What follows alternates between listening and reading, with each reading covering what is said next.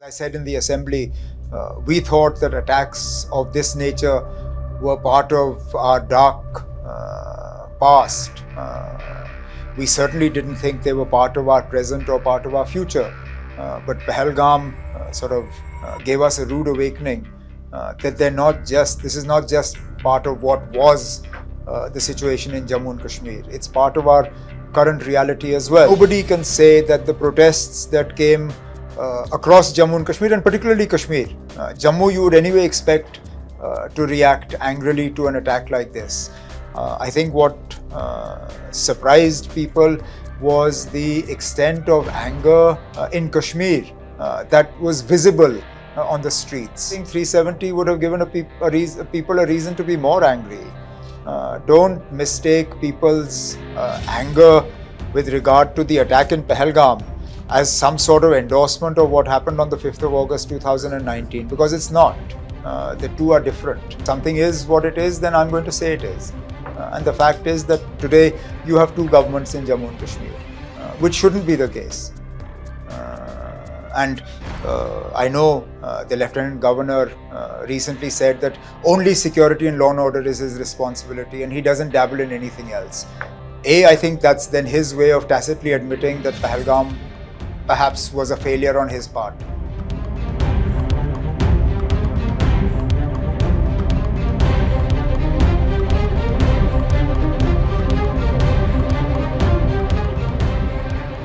So you don't have, in charge of law and order, but you do meet people and you have a sense of the pulse of what people are thinking. So post the attack and in the past few months, what have you picked up in the sense of support for terrorism? Is it on the way down? Were people shocked? Do you think they were shocked, they were angered, they were disappointed. As I said in the assembly, we thought that attacks of this nature were part of our dark past. We certainly didn't think they were part of our present or part of our future. But Pahalgam gave us a rude awakening that this is not just part of what was the situation in Jammu and Kashmir. It's part of our current reality as well. People's response to the Pahalgam attack was there for everybody to see, and it was spontaneous. It came from within. Nobody can say that the protests that came across Jammu and Kashmir, and particularly Kashmir. Jammu, you would anyway expect to react angrily to an attack like this. I think what surprised people was the extent of anger in Kashmir that was visible on the streets. People came out. Nobody engineered those protests. My government can't say that we were behind it. No social or political organization can say that we managed it. People came out of their own. They wanted to make their voices heard, and they wanted everyone to know that, these attacks, as they said, not in our name. These are not something that we support or we endorse in any way. And that, to my mind, was a huge change from anything we've seen in the last 30-35 years. So why you said this is a change that happened after so many years? This is something that I don't know. Different people will have different reasons. No, actually, in fact, if anything, 370 would have given people a reason to be more angry. Don't mistake people's anger with regard to the attack in Pahalgam as some sort of endorsement of what happened on the 5th of August 2019, because it's not. The two are different. And I think it would be a mistake to link the two and to say that because people came out and condemned the attack in Pahalgam, that somehow they're happy with what happened on the 5th of August 2019. I think there was generally a sense of revulsion at the way in which the attack unfolded, the way in which people were singled out, the way in which an effort was made to ascertain their religion and then brutally kill them in front of family and loved ones. It was dastardly, it was inhuman, and I think the anger was, as I said, spontaneous and real. Do you see it as a setback to the restoration of statehood? Well, it shouldn't be. There are two ways to look at it. One, in a place like Jammu and Kashmir, you can't afford confusion with regard to who is in charge. You can't have dual centers of power. You can't have two parallel governments functioning. You can't have an elected government and a nominated government running the same territory. And Pahalgam has shown that a lack of coordination, a lack of unity of command, it doesn't work. Jammu and Kashmir is not Pondicherry. What kind of lack of coordination? No, I mean, the fact is that security and law and order is not the domain of the elected government. Whereas all other functions technically are supposed to be. The elected representatives deal with the elected government, they don't deal with Raj Bhavan. Therefore, the channels of information actually with the elected government are more effective than they are with Raj Bhavan. There was a reason why elected governments were able to perform the way they were in terms of bringing the graph of militancy down. It was because we had channels of communication today not available to Raj Bhavan. But then there's also the important thing that, which I guess, I mean, that's something that Delhi needs to either sort of realize or ignore. It's also politically, I believe, in the interests of the union government to have an elected government that is responsible for security and law and order in Jammu and Kashmir, because it performs the role of a buffer. Today, when an attack happens in Jammu and Kashmir, obviously your first question is to the Home Minister of India, because security is directly the responsibility of Government of India. Your first question is not to the elected government. They are accountable for what happens in Jammu and Kashmir.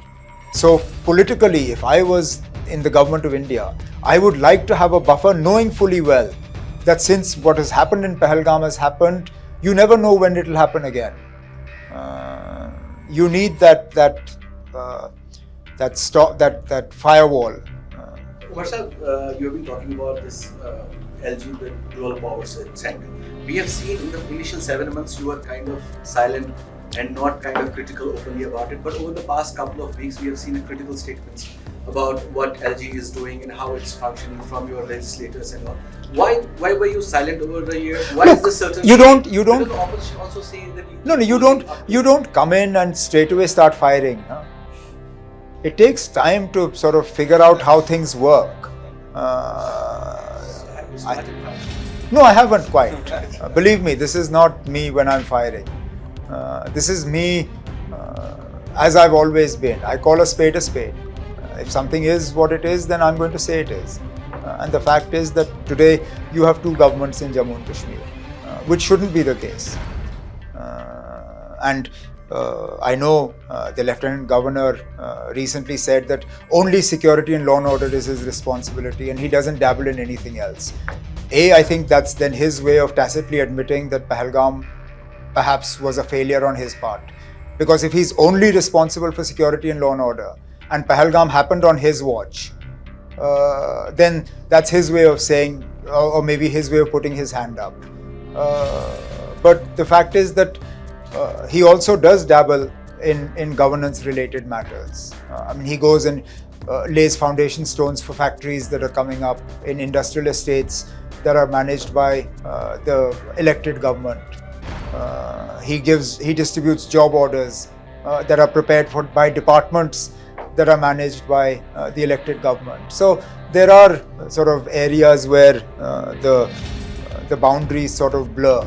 And if truly he believes that his responsibility is law and order and policing and nothing else, then the business rules that have been approved by the cabinet, they should be agreed by him. He should give his endorsement and give them back to us. So why isn't he giving it back? That's a question you get him here and ask him. No, I mean to say the people in the administration are saying they have stopped short of Article 370. They have asked everything in the business rules. So who says? The people in the administration. That's why the governor is not agreeing to that. So this must have come from Raj Bhavan, because nobody who has read what we have put together would ever say that. I mean, believe me when I tell you that the business rules that we have sort of framed are entirely within the domain of the J&K Reorganization Act.